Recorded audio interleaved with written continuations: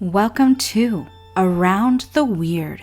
Here's your host, the museum curator of the strange and unusual, Mr. Nothing. Thank you, mysterious voice, and welcome back to Around the Weird, a booktube channel where I talk about all the unusual and out of the ordinary literature that I have found in my travels. Today, I want to talk about a short story that I read because it is Short Story Tuesday, a good day to talk about all the short form literature that has interested me. And today I have a bit of a classic short story, one that is about an unusual obsession with wallpaper. I am referring to The Yellow Wallpaper by Charlotte Perkins Gilman or Charlotte Perkins Stetson. I've seen different names. It's probably her married name. And this was published in 1892. For those who don't know, Charlotte Gilman was an American writer who lived in the 1800s. She was known for writing books, short story, dramas, a wide variety of things, including The Yellow Wallpaper, which is a short story that has been recommended to me plenty of times, both on BookTube and also just in my general search. Every time I'm like, show me a short story about women, Google's like, have you heard of The Yellow Wallpaper? And I've avoided it for the most part just because a lot of people have talked about it. But I figure it's time to visit it and see if I can offer something fresh. Probably not. In which case you're wondering why I even make this video. But I still think it's important to talk about. Because, the ideas and the themes within this short story are pretty interesting and have grabbed my attention. So I'd consider it important to talk about. And a lot of people have regarded Gilman as an important contributor to feminism because of that. Unfortunately, in looking up Charlotte Gilman, I found out that she was a racist eugenicist in the process.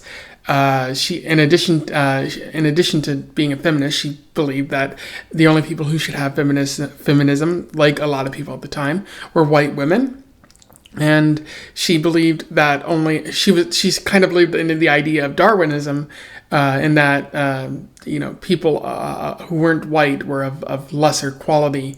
And the only people who should reproduce are those who have those like Anglican genes or whatever. There's not a lot of good science behind it because it's not a very scientific field, but she tried to attribute it to it. And that is how you got someone who is well regarded, but was also deeply racist and not a very good feminist in the process.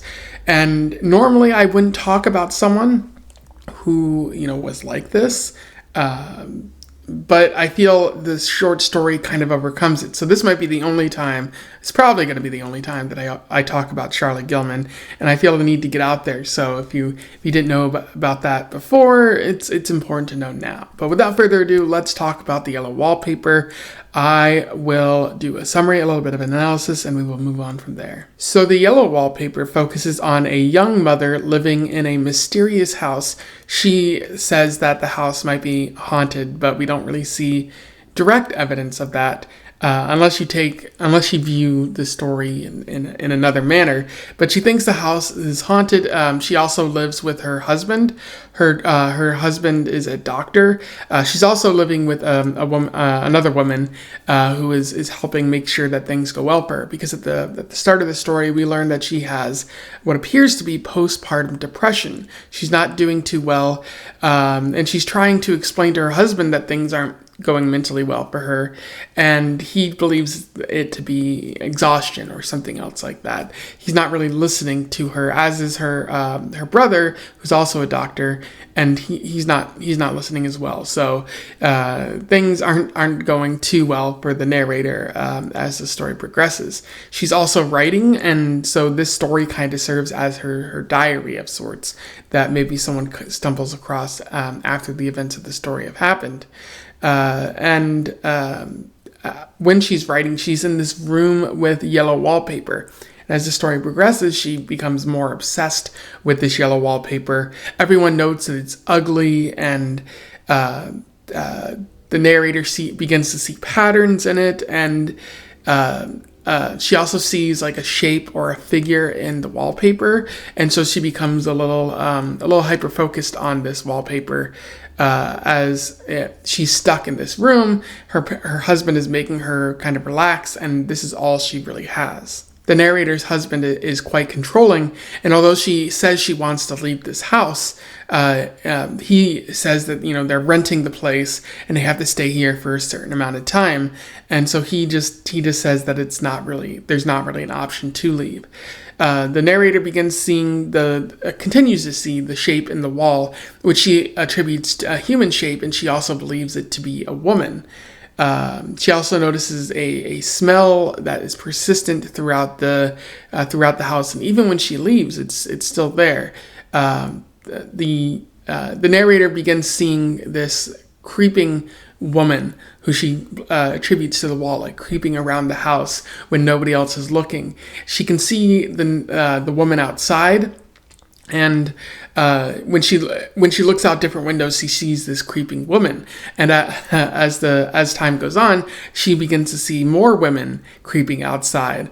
Just the number of women growing and growing and growing and creeping around the house, even though no one else can see it. And so, obsessed with this wallpaper and just finding it very ugly and hideous and wanting to free these people, she begins pulling down the wallpaper. The husband doesn't see it because he's gone for a period of time, but the woman who's living with them can see the wall, or can see that she's torn down the wallpaper, and she's just like, that's so strange, urging her not to do it and trying to get her to stay in another part of the house, but the narrator doesn't really listen. And as the story ends, she locks the door, begins pulling down the wallpaper, freeing more people in the process. John arrives home and he begins frantically knocking on the door, and she's like, oh, the key is downstairs, just go grab the key. He does that and it comes back upstairs, and the end of the story is John fainting when he sees the narrator. She's creeping on the floor, and she turns her head and says something about how she's free now from this wallpaper, indicating that she might have been possessed or something like that, and that's really where the story ends there. In terms of analysis, Gilman does a lot of interesting things with this story. I feel like this is a very modern story that was somehow like sent back in time to Gilman, and she channeled it or something like that. Because it seems like something that would work very well in a horror movie that you might see today, especially with the themes that she's working with. Like, one of the things she's working with is feminism. Like, of course, Charlotte Gilman was a so-called feminist, and she believed that there was a life for women outside the house, but because of their role in society, they were forced inside the house, and so that kind of stifled any creativity or innovation that the United States as a whole could have. And during this story, the narrator is trapped in this house by the men in her life, her brother and her husband, who assert that she has to stay in this house, stay in this specific room to get over their exhaustion. She doesn't really have any control. And at one point, her husband even says, if you don't get better, we're going to send you to this one place, which they don't really say what it is. They just give us the name, but I believe it's an asylum of some sort, or sort of like a mental institution for women who, given the time period, it might not actually make them better. It might even make their whatever they're dealing with worse. But she doesn't really have any control of what she's doing and where she's going. She's just stuck in this house. She has undiagnosed mental illness. From the postpartum depression, as I mentioned before, but it's largely ignored by her brother, or her husband and her brother. It's largely disregarded as just exhaustion or hysteria, and it makes a lot of sense why that would be the case, because this as the story was written, Freud was only starting to develop his research into mental health and mental illness, and even then, like, Freud didn't want to challenge the Victorian men at the time, and so he was just like, "Oh yeah, it's just hysteria, or women just be crazy, or something like that."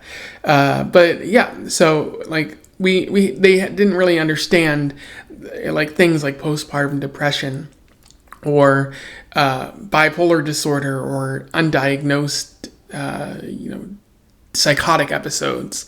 They just said, oh, it must be exhaustion, and any woman who didn't heal in the appropriate amount of time, they were sent away. And so Gilman is really commentating on how men in this situation might accidentally make things worse, that the mental health for women was largely ignored, especially in times where it would have been crucial. And it's in this situation, it actually makes things like things progressively get worse because nothing is done for the narrator. You also see these elements of feminism throughout the story. You see the narrator's obsession with freeing the other women in the wallpaper, sort of maybe a representation of how society has trapped women, and the narrator sees this in a sort of systemic kind of way and wants to free those women. You also see a little bit of commentary about children here. For one, the narrator just gave birth to a child and isn't allowed to see that child. Sort of the restriction of women's of the privileges that women could face at the time, but also how women were expected to give birth as well. And it's noted that she's trapped in this room with the yellow wallpaper.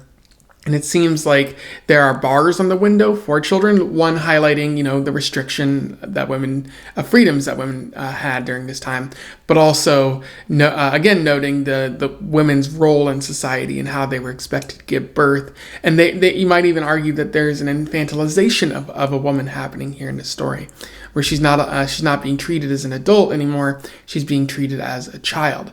So I really like how Gilman is working with all of these feminist ideas in this story and manages to use it pretty well so that it really builds upon the story rather than being seen as something extraneous. Another idea that Gilman is working with is mental illness, sort of noting at a time when people were not talking about it, that this woman in this story, this narrator, was dealing with a lot of mental illness. And it's been suggested that this is based off of Gilman's own life and her dealing with postpartum depression, probably mislabeled as hysteria or even as just exhaustion herself, not realizing that it could be PTSD or depression or anxiety or something more severe.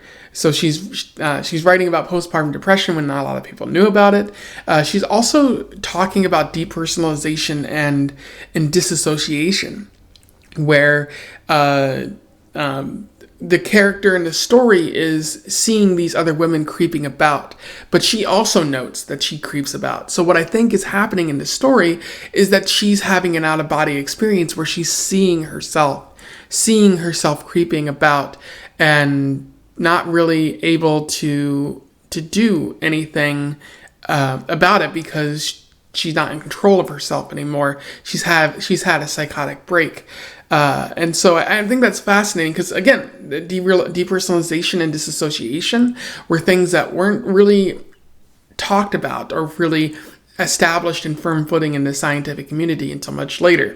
And so here's Gilman maybe talking about her own personal experiences of seeing another woman and not and identifying that as someone else rather than herself because she doesn't recognize herself anymore. And again, this is all being untreated, so you can see the problems that would develop as a result of this, that all of this would be made progressively worse until the narrator reaches a point of no return.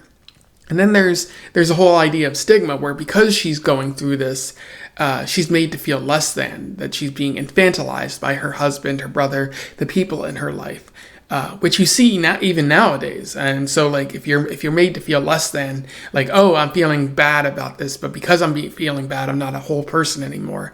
Like that's going to make you feel worse, and it's not going to be very healthy for getting out of that mental illness funk or even healing down the road. And then Gilman also talks about obsession quite a bit in this story. The wallpaper becomes the narrator's entire focus in their entire life at this story. They go from wanting to, talk with their husband and deal with all the things that are going on in their life, to only focusing on the wallpaper, going so far as to eventually just lock the door and pulling down the wallpaper and trying to make sense of it all. Or maybe not even making sense of it all, because they can't make sense of it anymore because they're so obsessed, and because they're kind of losing themselves in the process. And so by talking so much about the wallpaper, we become just as obsessed, in our minds at least, as we're reading this, as the narrator is. And I really like how Gilman sort of structures the story around that, because like the first half of the story is all about the narrator talking about what's going on in their life, and then also making mention of the wallpaper. But then about halfway through the story, it shifts, where it becomes increasingly focused on the wallpaper, and you see mentions of the family only in a paranoid sort of view, where it's like the narrator is wondering why her husband or the other woman in the house is so interested in the wallpaper. Like, are they trying to work against her purpose? And so it's sort of like a kind of like a symmetrical type of story, in that it's one half is more focused on family life with some mention of the wallpaper, and the other half is more focused on the wallpaper with some mention of family life, which I think is a really cool thing to do in this story. So I got to give credit to Gilman there. Anyway, those are my thoughts on The Yellow Wallpaper by Charlotte Gilman. A pretty wonderful and really sad short story that represents, how we viewed women back in the 1800s. We still don't view women like any more positively. Like, women have more rights, but I can still see something like this happening in this day and age. And it's a very important message to get across, that like the infantilization of women and not listening to a woman when she describes her actual problems can create more problems down the road. I definitely recommend that you go out and read this. Probably don't attempt to purchase it, because you don't want to give any money to the Gilman family, especially knowing that Charlotte Gilman was a racist trash person who supported eugenics. So maybe skip that, but definitely go out and find it. I'll put a link to it in the description. Go ahead and read it. Comment below what you think about it. Let's have a discussion about this interesting story. Otherwise, don't forget to like, share, and subscribe so that more people can find out about this story and this author if they do not know already. I have a feeling that some people might not know about it, and it's worth looking into. I would love for more people to really know about the story and get it into the conversation at some point. And until then, I wish you the best in your weird and wallpapery travels. Farewell.